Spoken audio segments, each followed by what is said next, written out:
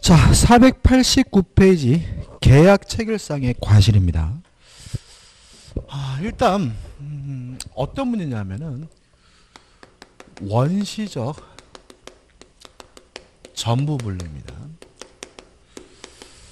자, 우리가 민법 맨 첫 시간에 했지만 원시적 전부불능은 무효예요. 그래서 무효이기 때문에 이행하지 못하게 됐더라도 책임지지 않습니다.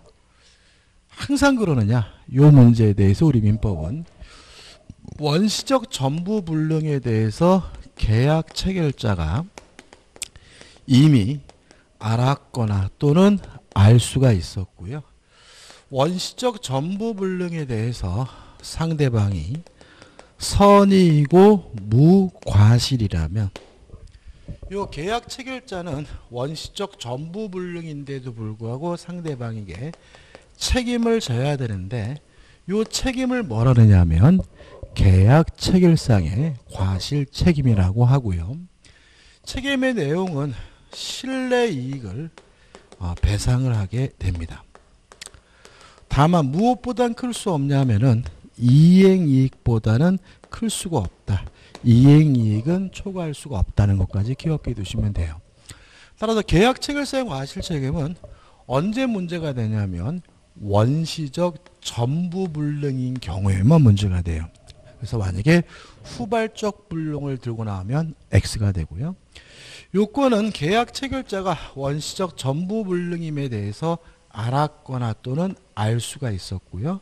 상대방은 뭐이면 되죠? 선이고 무과실이면 되고, 내용은 실내이익을 배상하되 무엇보단 클 수 없냐면 이행이익보단 클 수가 없어요. 교재 보시면 의의가 나오고요. 법적 성질이 나오고 그 다음에 뭐가 나오냐면 적용 범위가 나와요. 자, 교재에 나와 있는 내용은 뭐냐면 우리 학설의 주장입니다. 우리 민법은 원시적 전부불능에 대해서만 계약 체결상의 과실 책임을 인정하는데 우리 학설은 그 범위를 확장하려고 해요. 이유가 왜 그러냐면, 자, 우리가 손해배상은 언제만 청구할 수 있냐면 위법해야지만 손해배상을 청구할 수 있고요. 채무불이행이거나 불법행위여야지만 뭘 청구할 수 있냐면 손해배상을 청구할 수가 있거든요. 근데 문제는 우리 학설에 따른다면 요거 가지고 충분치 않다는 거예요. 그래서 유명한 사건이 있는데 카페트 사건이라는 사건이 있었어요. 독일에서 벌어진 일인데 이런 얘기입니다. 카페트 가게가 있었어요. 요 카페트 가게에 카페트가 이렇게 잔뜩 이렇게 쌓여져 있었단 말이죠. 쌓여 있는데 문제는 뭐냐면 어떤 사람이 카페트 가게에 가서 카페트를 구경하고 있었는데 요 쌓아놓은 카페트가 무너지는 바람에 이 양반이 깔려가지고 이 양반이 사망을 했어요. 그러면 카페트 가게 주인이 요 돌아가신 분에게 손해배상을 해줘야 되는데 왜 해줘야 되느냐? 일단 구경하다가 돌아가셨으니까 계약 체결 전이니까 뭐일 수 없어요? 채무불이행일 수가 없고요.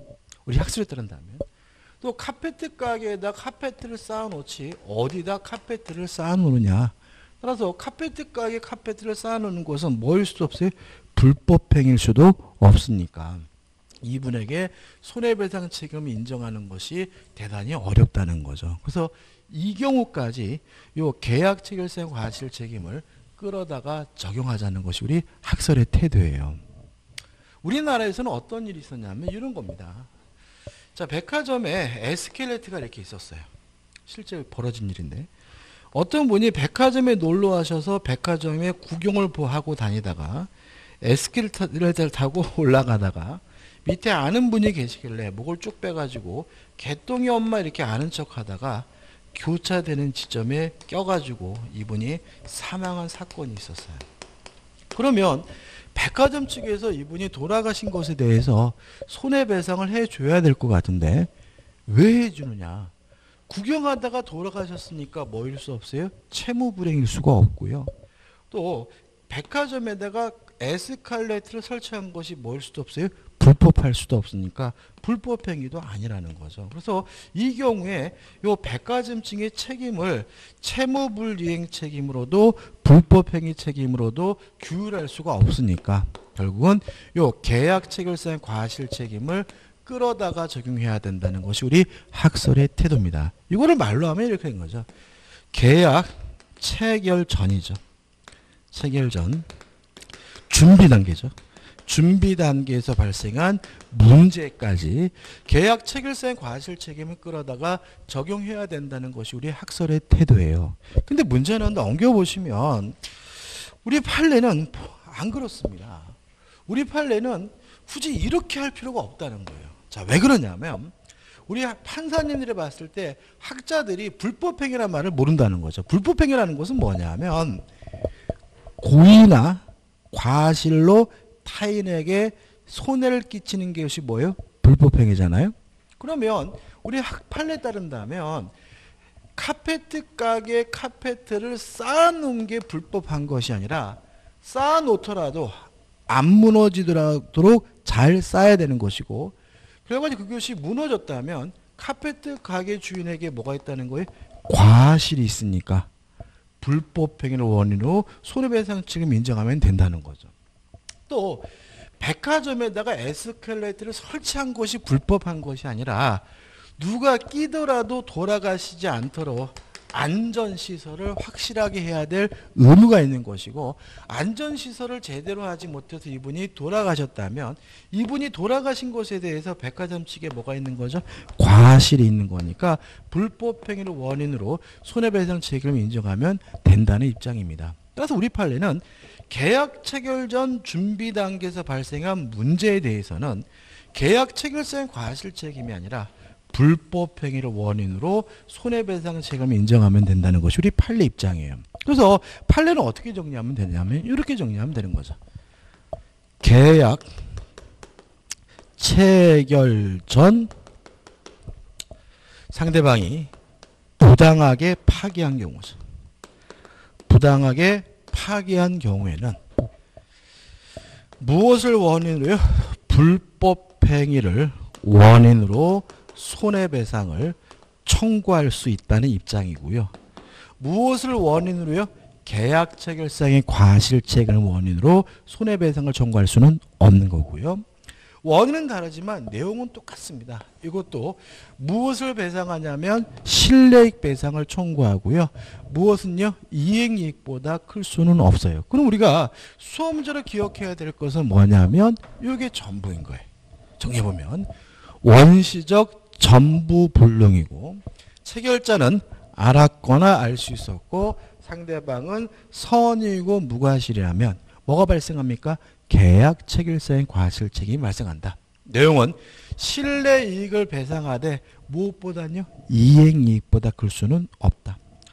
계약 체결 전 부당하게 파기한 경우에는 불법행위를 원인으로 손해배상을 청구하게 되고요. 그 범위도 실내이익을 배상하되 무엇보다요? 이행이익보다 클 수는 없다는 것이 우리 판례 입장이고요. 이렇게 간단하게 정리하시면 되겠죠. 자, 정리하는 의미에서 491페이지 하단에 보시면 내용 대표 예제가 나와 있죠. 풀어보면 계약 체결상의 과실책임에 관한 다음 기술 중 틀린 것은 1번 민법은 계약이 원시적 불능을 목적으로 하여 무효인 경우만을 규정하고 있다. 다시 말하면 우리 민법은 계약 체결상의 과실 책임을 뭐인 경우면요? 원시적 불능인 경우만 규정하고 있는 거죠. 2번 다수설은 다른 말로 하면 학설은 계약 교섭 시 주의 의무 위반으로 인한 생명, 신체 등 계약이적 법익이 침해된 경우 다시 말하면 계약 체결 전 준비 단계에서 발생한 문제에도 계약 체결상의 과실 책임을 인정하고 있다. 이게 뭐죠? 학설의 태도고요. 3번 계약 체결상의 과실 책임은 상대방의 실내이익 배상을 그 내용으로 하고요. 4번 계약이 원시적 불능이란 사실을 모른 데 대하여 상대방에게 과실이 있는 경우에는 계약 체결상의 과실 책임이 인정되지 않는다. 맞죠? 상대방은 뭐 해야 됩니까? 선이고 무과실이어야 되고요.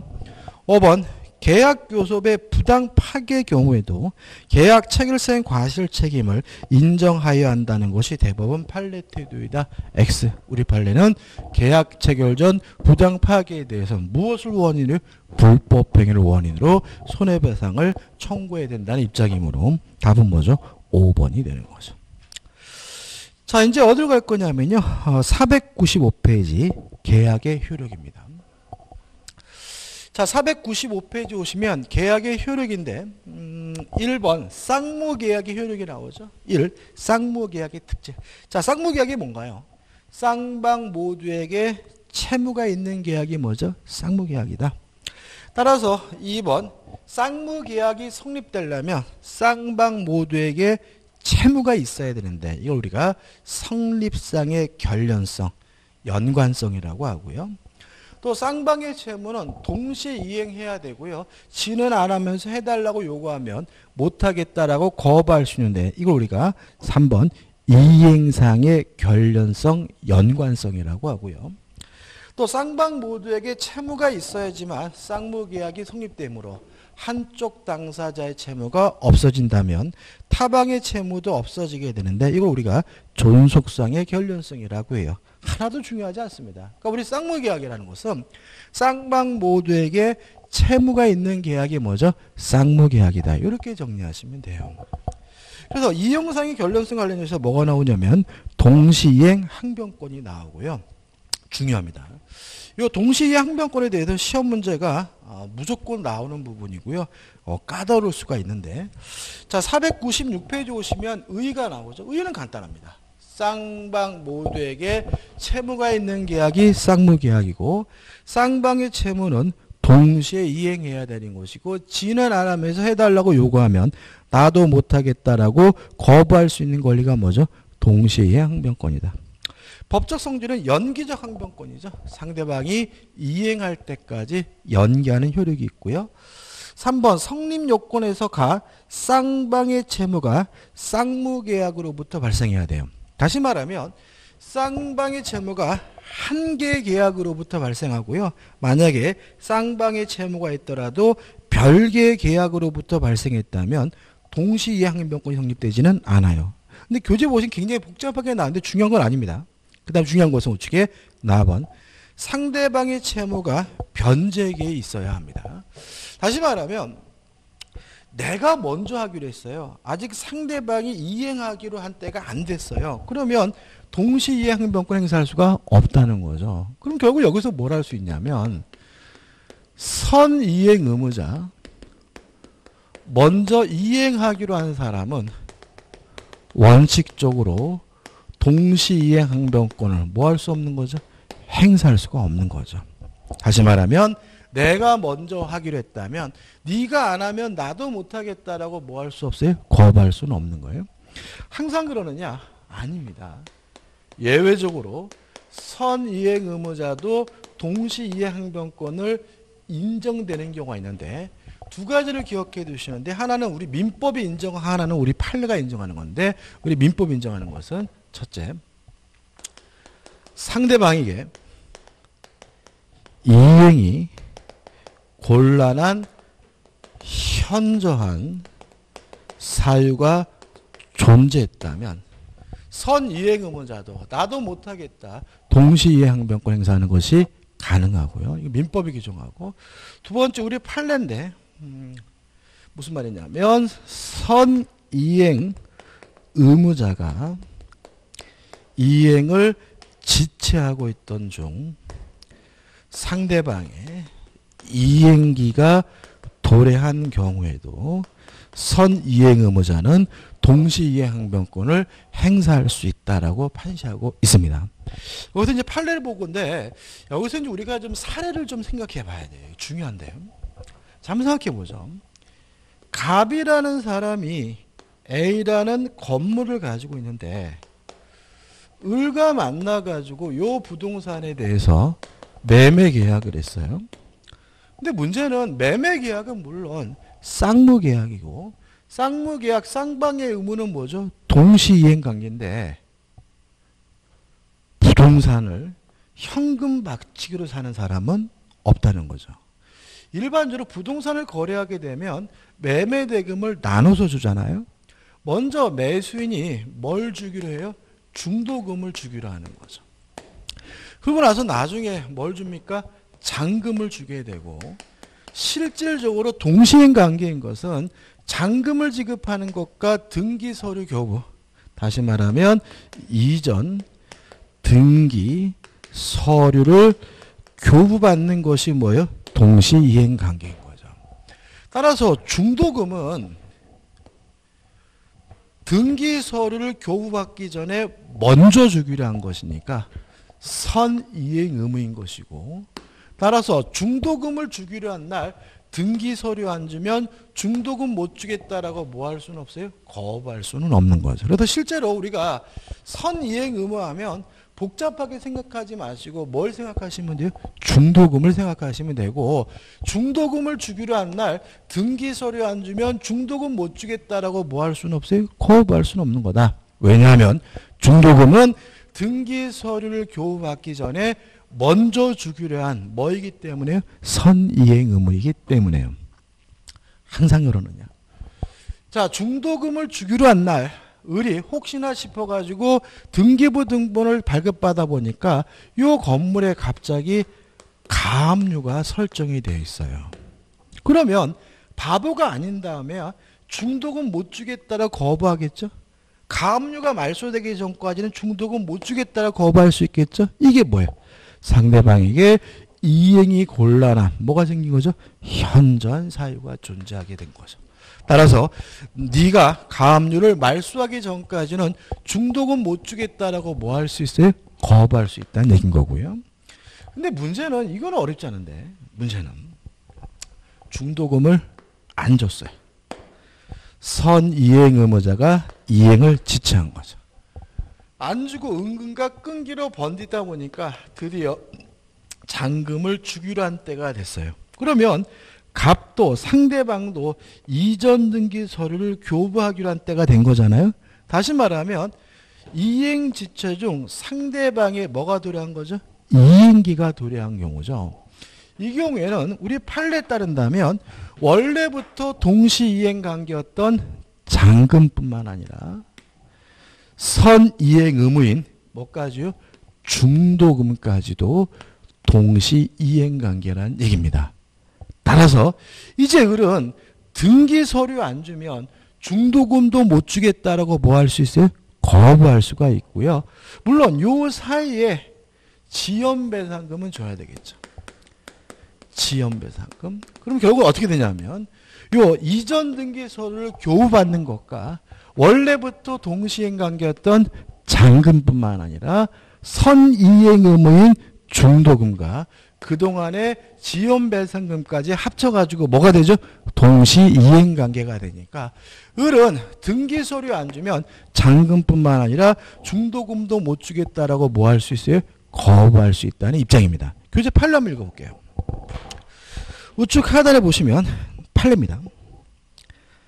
매수인이 선이행하여 할 중도금 지급을 하지 아니한 채 잔대금 지급기일을 경감교.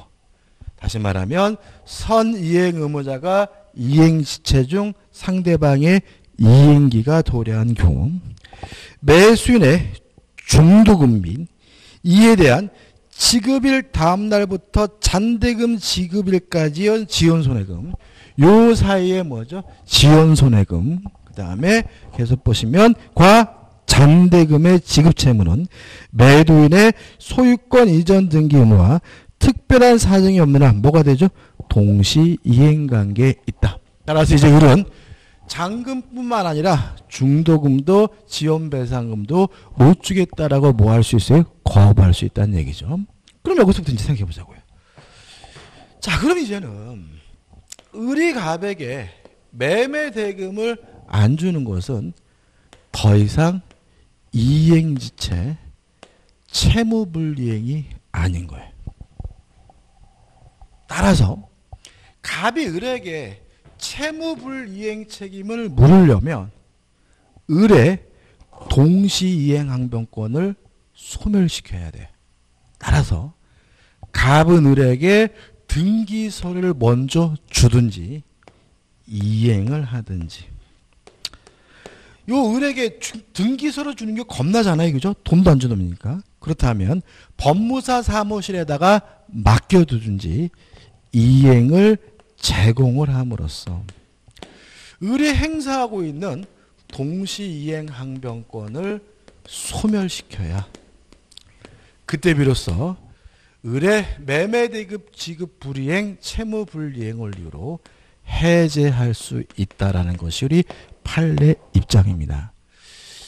자, 우리가 동시이행 항변권이 나오게 되면 결론이 참 이상해져요. 자, 우리가 전에 전세권에서 이런 거 했잖아요. 전세금에 반환과 목적물에 반환은 뭐죠? 동시이행 관계다. 따라서 전세금을 못 받았다는 이유로 경매를 신청하려면 먼저 목적물을 뭘 해줘야 돼? 반환을 해줘야 된다.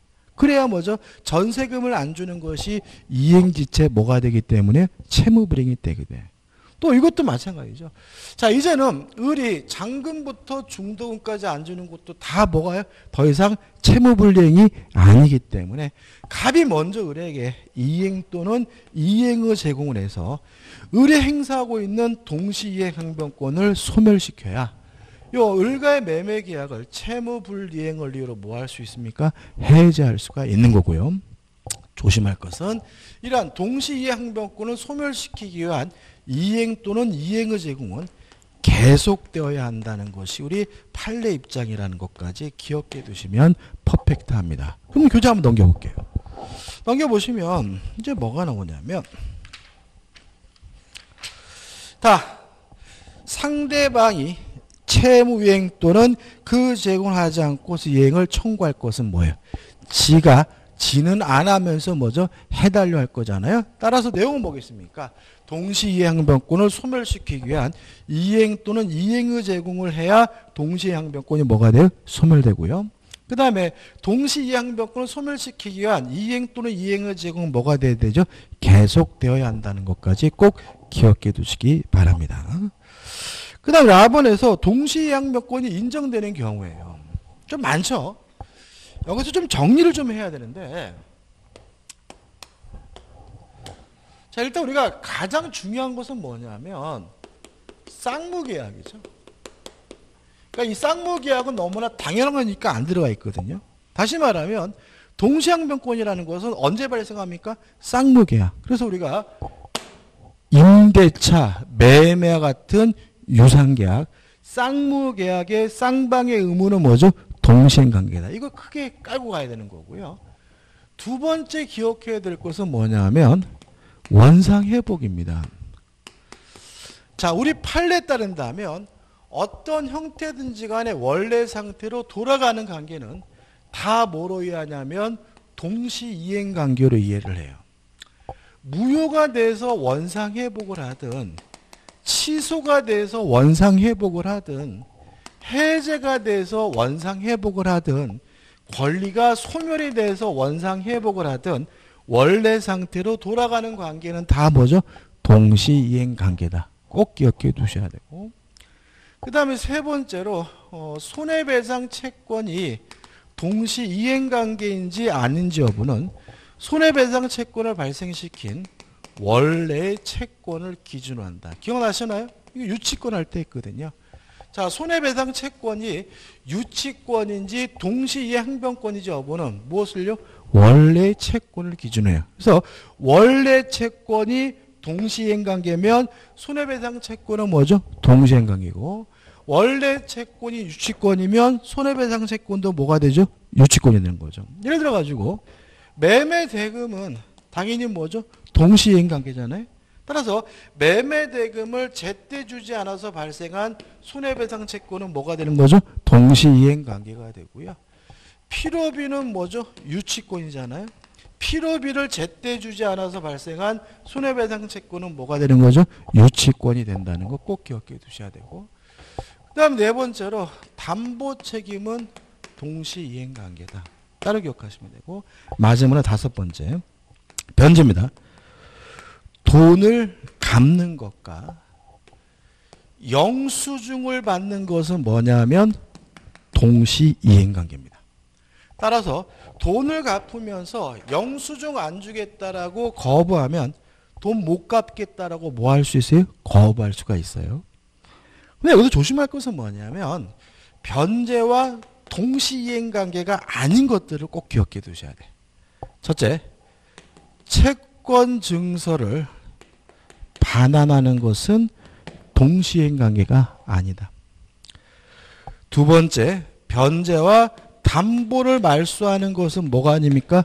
동시이행 관계가 아니다. 다시 말하면 돈을 갚으면서 영수증을 받아줬다가 나중에 담보를 말소하는 것이지, 담보 말소 안 하면 돈 못 갚겠다라고 뭐 할 수는 없어요? 거부할 수는 없는 거다. 근데 여기서 좀 조심할 것은 뭐냐면 담보 목적으로 교부된 어음을 반환받는 것은 우리 판례는 뭐죠? 동시 이행 관계로 이해를 합니다. 이게 무슨 말이냐면 이런 겁니다. 을이 갑에게요 1억을 빌려주고 담보로 갑으로부터 어음을 받아뒀어요. 보통 담보로 어음을 받아둘 때는 금액을 크게 씁니다. 예를 들어 가지고 1억이면 한 1억 5천 이렇게 크게 써요. 이게 왜 담보로서 가치가 있냐면은 나중에 갑이 약속한 날 돈을 안 갚아버리면 을은 이 받아둔 어음을 뭐 해버립니까? 돌려버리겠죠. 그러면 나중에 갑이 얼마를 갚아야 돼요? 1억 5천을 갚아야 되니까 이거 강력한 담보로서 기능을 하거든요. 따라서 갑이 나중에 1억 원을 변제할 때는 이 어음 뭐 해야 되겠어요? 돌려받아야 되겠죠. 따라서 변제와 담보를 말소하는 것은 뭐가 아닙니까? 동시행 관계가 아니지만 변제와 담보 목적 교부된 어음을 반환받는 것은 뭐예요? 동시이행 관계라는 거 꼭 기억해 두셔야 돼요. 그 다음에 세 번째로 임차권 등기 명령입니다. 주택 임대차 보법에 할 건데 임차권 등기 명령 제도에 따른 임차권 등기의 말소는 동시행 관계가 아니다. 나중에 우리가 임차권 등기 명령 제도에 따른 임차권 등기가 뭔지를 공부하게 되는데 우리 판례는 이거를 뭐로 이해하냐면요. 저당권으로 이해를 해요. 뭐로 이해한다고요? 저당권. 따라서 담보를 말소하는 것과 변제가 뭐가 아닌 것처럼요. 동시행 관계가 아닌 것처럼 임차권 등기 명령제도에 따른 임차권 등기를 말소하는 것은 변제, 보증금 반환과 뭐가 아닙니까? 동시행 관계가 아니다라고 판시하고 있으니까 주의하시 바랍니다. 이게 전부입니다.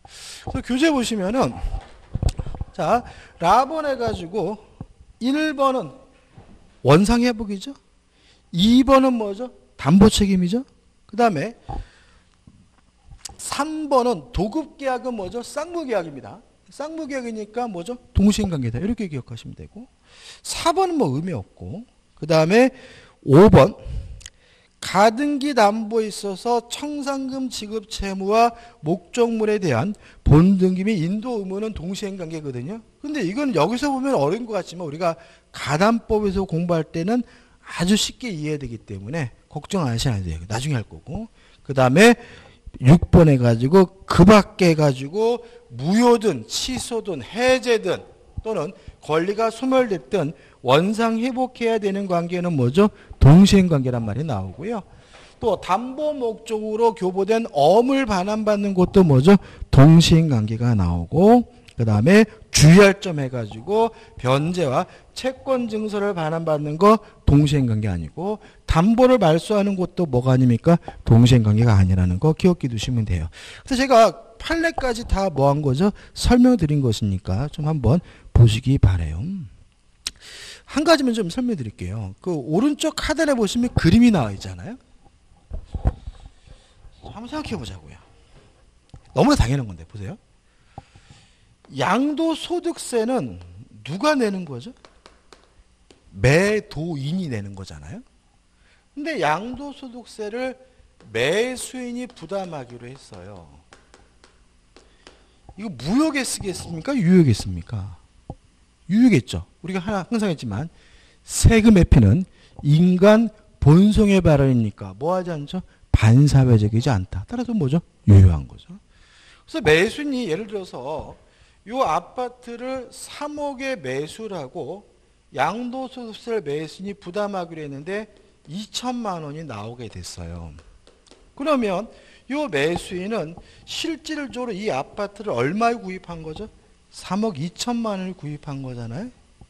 따라서 우리 판례는 요 매수인이 부담하기로 한 이 양도소득세는 매매 대금으로 이해합니다. 뭐로 이해한다고요? 매매 대금. 어차피 매수인은 얼마에 산 거예요? 3억 2천만 원. 그러면 매매 계약은 쌍무 계약이고 매매 대금을 지급하는 것은 뭐예요?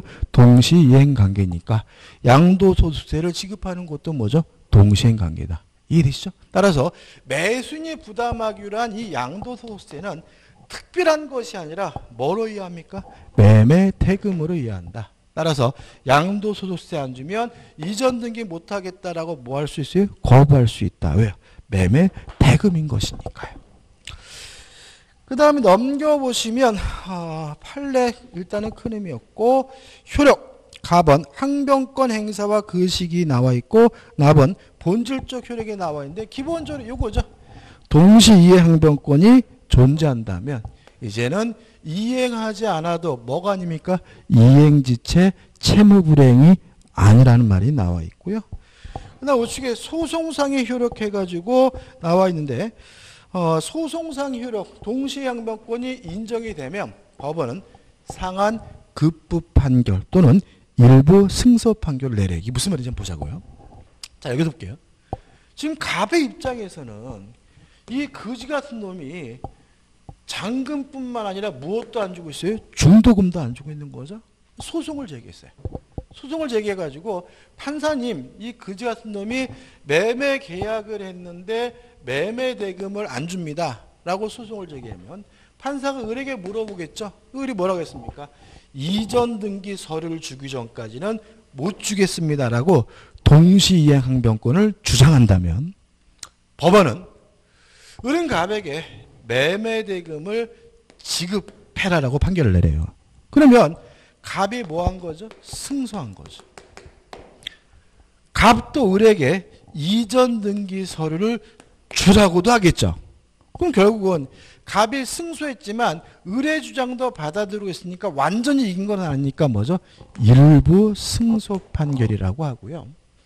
그 다음에 을은 갑에게 대금을 지급하고 갑은 을에게 이전 등기해줘라. 쌍방간의 급부를 뭐하고 있죠? 상환하고 있죠. 그래서 이거 우리가 일부 승소 판결 또는 상환 이행 판결 또는 상환 급부 판결이라고 하는 거죠. 따라서 동시이행 항변권이 인정이 된다면 법원은 원고 일부 승소 판결 또는 뭐 하게 되죠? 상환 급부 판결을 내리게 됩니다. 자, 우측에 대표 예제가 나와 있죠. 풀어보죠. 동시이행 항변권에 관한 다음 설명 중 틀린 것은 1번 동시이행 항변권이 붙은 채권을 자동 채권으로 상기할 수 없다. 맞는 질문입니다. 이거는 외우시는 게 좋아요. 외우시는 게 좋지만 좀 설명을 드릴게요. 일단 우리는 어떻게 해요? 동시이행 항변권이 붙은 채권을 자동 채권으로 뭐 할 수 없죠? 상기할 수 없다. 외워두시는데 설명드리면 이런 얘기입니다. 을이 갑에게요 1억을 줘가지고 1억을 달라고 요구할 수 있는 뭐가 있냐면 채권이 있어요. 근데 갑이 돈을 안 줘요. 근데 갑도 을에 대해서 1억을 받을 수 있는 뭐가 있냐면 채권이 있단 말이죠. 이때 을은 받을 돈과 줄 돈을 까버릴 수가 있는데 이때 을을 우리가 뭐라 그러냐면 상계자라고 하고요. 을이 가지고 있는 자신의 채권을 우리가 뭐라 그러냐면 자동채권이라고 하고요. 상대방이 가지고 있는 갑의 채권을 우리가 뭐라 그러냐면 수동채권이라고 해요. 무슨 말인지 아시겠죠? 그죠? 받을 돈과 줄 돈을 까버리는 걸 우리가 뭐라 그래요? 상계라고 하는데 상계자의 채권을 우리가 뭐죠? 자동채권. 상대방의 채권을 우리가 뭐라 그러죠? 수동채권이라고 하는 거죠. 근데 여기에 자동채권에 동시이행 항변권이 붙어 있는 상태예요. 그러면 이 항변권은 채무자인 누가 행사하고 있는 거냐면 갑이 행사하고 있는 거거든요. 근데 만약에 을이 받을 돈과 줄 돈을 까버리게 되면 갑의 동시이행 항변권이 을 때문에 뭐가 돼? 피해를 보게 되는 거죠. 그래서 우리 판례에 따른다면 우리 민법은 요 자동채권에 동시이행 항변권이 붙어 있을 때는 을이 뭐 할 수 없어요? 상계할 수 없다라고 이해를 해요. 왜냐하면 자동채권에 동시이행 항변권이 붙어 있다는 말은 누가 항변권 행사하고 있다는 얘기죠? 상대방 측에서 항변권 행사하고 있기 때문에 그래요. 따라서 1번은 맞는 질문이에요. 그냥 외우시는 게 편해요. 2번.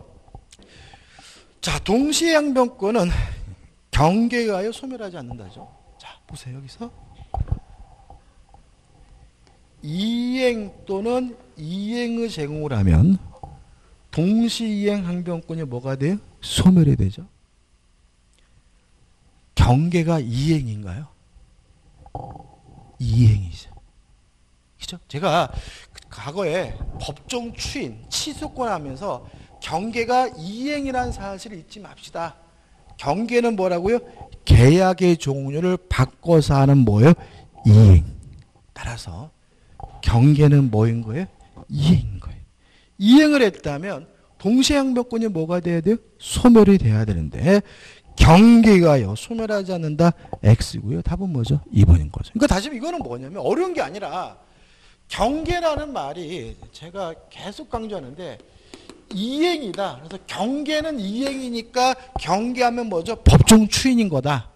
또 경계는 뭐예요? 이행이니까 상대방의 동시항변권은 뭐예요? 소멸시키는 거다. 다시 말하면 경계가 뭐란 사실을 잊지 않으시면 돼요? 이행이라는 사실을 잊지 않으시면 되는 거죠. 답은 뭐죠? 2번인 거죠. 3번. 채권이 양도되더라도 동시항변권은 소멸하지 않겠죠. 4번. 상대방의 채무는 원칙적으로 변제기에 있어야 된다. 따라서 원칙적으로 선이행 의무자는 동시항변권을 뭐 할 수 없는 거죠? 행사할 수가 없는 거죠. 5번. 동시항변권은 소멸시효 진행에 영향을 미치지 않는다. 물론 뭐죠? 맞는 질문이죠. 2번입니다. 동시이행관계 있지 않는 것은 1. 계약 해줄이나 당사자 쌍방의 원상회복 의무. 어떤 이유든지 간에 원상회복해야 되는 관계는 뭐죠? 동시이행관계다. 2번. 구분소유적 공유관계를 해소하기 위한 공유지분권자 상호간의 지분 이전 등기 의무. 갑자기 뭐죠? 생뚱맞은 게 나왔죠?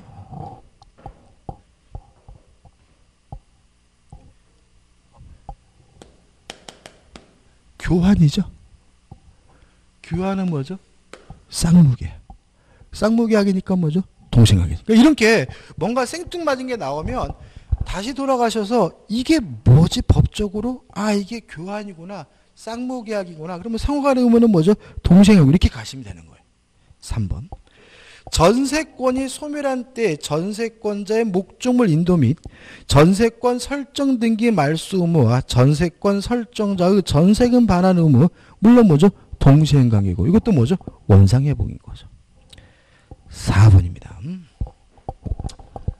자, 이런 얘기예요. 동시항변권은 쌍방 간의 문제. 네가 안 하면 나도 못하겠다라고 거부할 수 있는 게 뭐예요? 동시항변권이. 따라서 제가 안 하면 나도 안 해. 이거는 아닌 거예요. 그러니까 너가 안 하면 나 안 할래. 이게 동시항변권인 거죠. 그죠? 제가 안 하면 나도 안 할래. 이거는 뭐예요? 질투인 것이 이거는 뭐가 아니에요? 동시항변권가 아닌 거예요. 자, 그럼 생각해 보자고요. 자, 보세요. 을이 갑에게요. 1억을 빌려주고 1억 채권을 담보하기 위해서 소위 A 부동산에다가 뭘 설정했냐면 저당권을 설정했어요. 근데 갑이 돈을 안 갚자 경매가 이루어져서 병이 뭘 받았냐면 경락을 받았어요. 그러면 이전 등기는 갑에서 병으로 등기가 이루어지겠죠. 돈은 병이 낸 돈은 누구한테 가져가요? 을이 가져가겠죠. 그렇지 않습니까? 근데 이 경매가 무효래요. 그러면 돈은 을이 병에게 반환해야 되고 이전 등기는 병이 가백에 뭐죠? 말소해줘야 되고. 따라서 둘 간의 문제가 아니에요. 너가 안 하면 나도 못하겠다라고 거부할 수 있는 것이 뭐예요? 동시이행관계지. 얘가 안 하면 나도 못하겠다라고 가백에 뭐 할 수는 없어요? 거부할 수는 없으니까 이거는 뭐예요? 동시이행관계가 아닌 거죠. 따라 읽어보면 근저당권 실행을 위한 경매가 무효예요. 그러면 반환해줘야 될 사람이 당사자가 다르잖아요. 돈 돌려줄 사람은 을, 등기를 말소해줄 사람은 누구죠? 병인 거죠. 따라서 무효인 경우 낙찰자의 채무자에 대한 소유권 이전 등기 말소 의무와 근저당권자의 낙찰자에 대한 배당금 반환 의무는 뭐가 아닙니까? 동시행관계가 아니므로 답은 뭐죠? 4번이 되는 거죠. 5번 가등기 담보에 있어서 채권자의 청산금 지급 의무와 채무자의 목적 부동산에 대한 본등기 인도 의무는 동시행관계. 이건 자세한 것을 우리가 가담법에서 할 거란 말이죠. 답은 뭐죠? 4번인 거죠. 여기까지 좀 쉬었다가 이제 3번 위험 부담으로 들어가도록 하겠습니다.